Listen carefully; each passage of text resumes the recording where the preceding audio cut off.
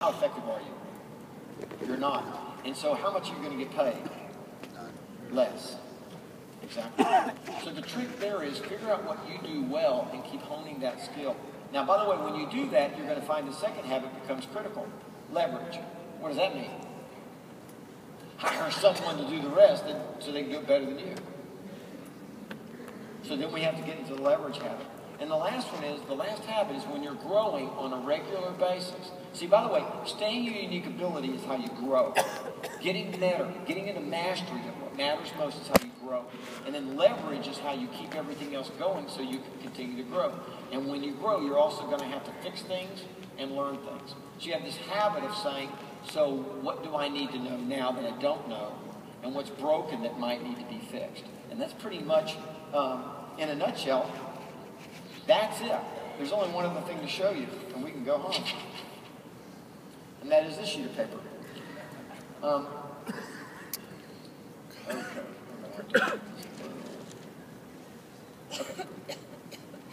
That right there.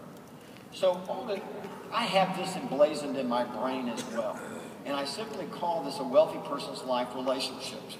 Again, with the kids, I spend hours and hours and hours on this graphic. And the reason is I want them to understand that no one succeeds alone, no one fails alone. No one succeeds alone. And what I'm talking about is, and you know this parentally, that who your kids associate with determines. I remember that. Yes, absolutely. Determines, and it's absolutely fact. I mean, we put some of that in the book, right? That if your friends are overweight, you have a 50% greater chance of being overweight. 57%. Now, again, I don't want to pick on weight. It's just an easy quantifiable example. Okay? But there it is. There's the proof that you need to understand that they are being affected. And by the way, this affects their grades. The research is real clear on their grades, on their aptitude tests, on their college exam tests. It's true across the board. It is totally true. And I've seen this in my son's life. It's totally true. Totally true. Who they hang out with makes a difference. Right? If the roommate will get up and run, they may run. If the roommate wants to sleep late, what's the tendency? There you go. There you go. And it's that simple. Okay? Yeah. So I divided into just categories. Let me explain this and we'll leave. The first one is what I call mentors and role models. And I'm not only talking about you, but I'm talking about, again, the people in your life. Who are the mentors and role models that you follow? They don't necessarily have to be alive. They could be dead, right? I mean, Christ isn't still alive on earth. So if that's a role model for you, then your role model is dead. Okay? That's the way that goes. Jack LaLanne, for me, from health, is the guy, right? Anyone who can do over 1,000 push-ups without stopping. Holy cow. When his 90th birthday, he got into the harbor and pulled boats with his teeth, swimming on his 90th birthday. I mean, this guy was it, from a health standpoint. He got it. He died of old age. Just died of old age, essentially. Nothing else killed him. Yeah. So who are your mentors and role models? And I simply give you the categories: personal, professional, physical, money, spiritual. Those are the categories. Who are your mentors? Who are your role models? Who are you looking to? Who's holding you accountable? And I want you to remember something. The research is real clear on accountability. And I tried to drive this point home really big in the one thing. It makes a big difference. It is night and day. Those individuals who have relationships or have some way of being held accountable outperform everyone else dramatically. Dramatically. That's why we have a coaching company called MAPS. That's why we have a program called BOLD. That's why we do Ignite. That's why we do these things. And we put a lot of emphasis on it. Why do we do that? What's the research say? It works. And it works better than anything else. It works better than anything else. So we would be stupid not to do that. That's why we do it. Right? And then you have the people that you send money to. Remember, people send money to you and you send money to people. So the big trick is, who do you send money to? Who do you determine wealth for? And what's that relationship? It's very important. Who do you pay in your life? The third one is the love line. And, you know, these are the relationships where there's no better word than the word love to describe it. We're not talking about romantic love. We're just saying you love them, you care about them. They're important to you. Here's what I've discovered. That if you set your life up with the right relationships in business, when you get to a place, love is the only word that describes it. I love you, Althea. I do, dear. I do. She thinks she's my second mother. And the truth is, she's right. No, she was one of the greatest surprises of my life. I go into business with a real estate agent who really was a bitch for a while. And then I figured something out. She loved me. That's why she was that way. Because in her family, when people misbehave and they don't live up to your standards, you box them in the ears and you take them out back and switch them. And I didn't grow up like that, so I thought it felt mean. When I finally figured out that she wasn't being mean, she was actually trying to shape me up, man, I wouldn't be the person I am today without you. I really wouldn't. And there's no other way to say that than I love you. And that came from an agent relationship to a broker.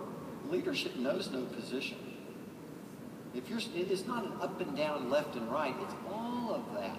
And when you get to a place where you turn to someone and you work with and you say, you know, I have no other way to express how I feel about you than to say I love you, right? I turn to Mo Anderson, she turns to me and says, I love you. I say, I love you too. There's no way to describe it. That's when you know you're building the right relationships, okay?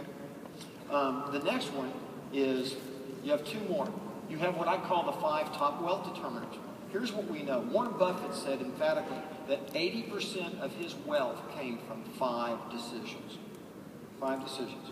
And by the way, he doesn't invest in things, he invests in people who run businesses. That's his model. So essentially, 5 people. He's right.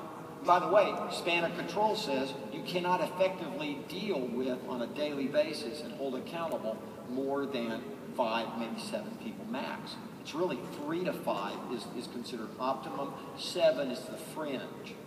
Okay? So I want you to think about that. So who are the 5 people that determine wealth for you? One of the reasons we have a profit share company that a lot of people just forget about, even though we've paid out almost $400 million. People tend to forget that. The industry, all our other competitors, I think the score is almost 400 million to 0. And yet people tend to ignore what we do. Even in our own company, they walk around blind to this fact that we do this. The reason we do it is it's a business opportunity. It's a business opportunity. Okay? It's an equal opportunity, unequal reward. People say, well, what's the average person make? I said, well, the average realtor does 10 deals. I mean, the average realtor is basically right above poverty. Our profit share program, the average realtor is at poverty. What's the point? Well, why would you ask that question? You know, the top people absolutely make enough money they could retire on. That was the point. The fact that we haven't paid out $1 billion is a crime. But if you got busy and did your job, we would. Well, I don't know that it would make me any more money. I mean, we have a capped royalty. I don't know that those people would make me any more money. It sure make you a lot more money. So it's hard for me to figure why we don't have 150,000 people in our company. Right? Isn't that weird? I just find it weird, but that's your fault. You just haven't told the story very well. Well, it is. You haven't told the story very well. And obviously you don't understand it's a business. Oh, by the way, this also applies to the 5 people you employ. Be very careful about that. What I want you to do is channel your inner Gary. When you employ someone, I literally want you to ask, would Gary hire them? I want you to hear me in your head, and I want you to say, given his ambition and his love of life, would he hire that person? Would he put them in charge? Just ask that question. And if the answer is no, don't hire them. Keep looking. I want your standards to be really high here, because they will either lift you up or tear you down. They'll either hold you in or they'll push you out. And a lot more than you realize. That's the trick here. A lot more than you realize. No one succeeds alone. Okay? Nobody. And the last one is all your professional allied resources. All the people that you send money to, right? Your vendors, all these relationships. These are important relationships. I mean, network. You know, the guy that manages all my money today was a real estate agent in West Virginia that sold me a property. And he did such a great job, I immediately put him through the RS process, just for the fun of it. Flew him to Austin, paid for it, spent the weekend with us, put him through it. About 4 years later, I hired him and moved his family to Austin to work with him. Okay?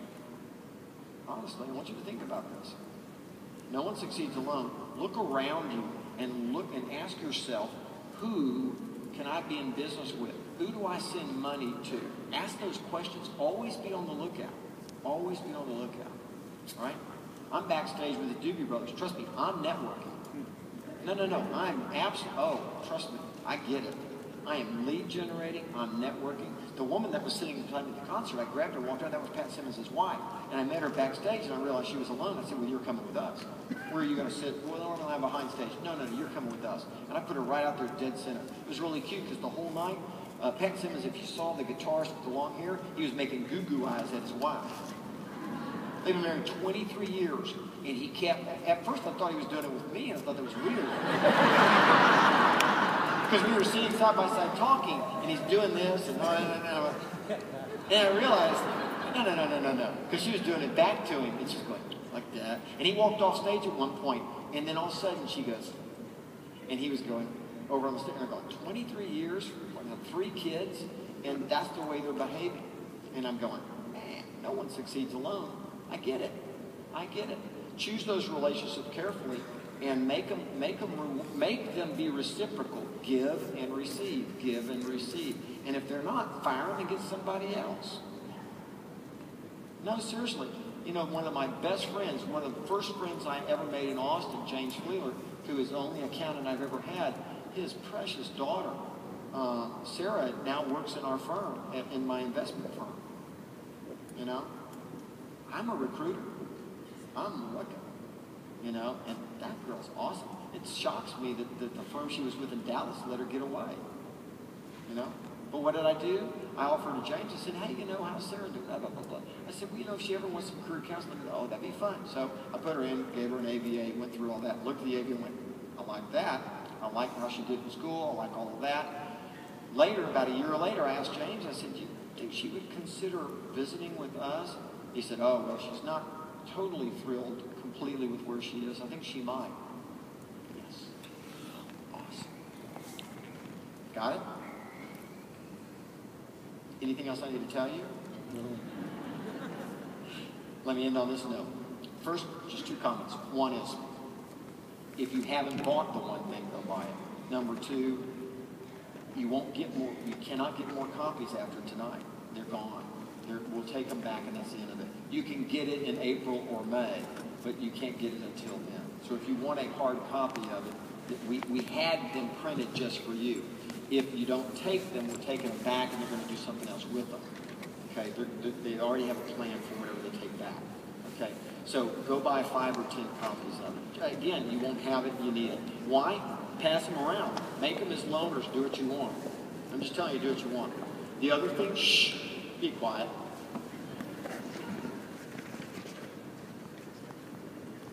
Thank you. No, from my heart, thanks. I really appreciate your time. I also appreciate you taking the time to try to improve your career.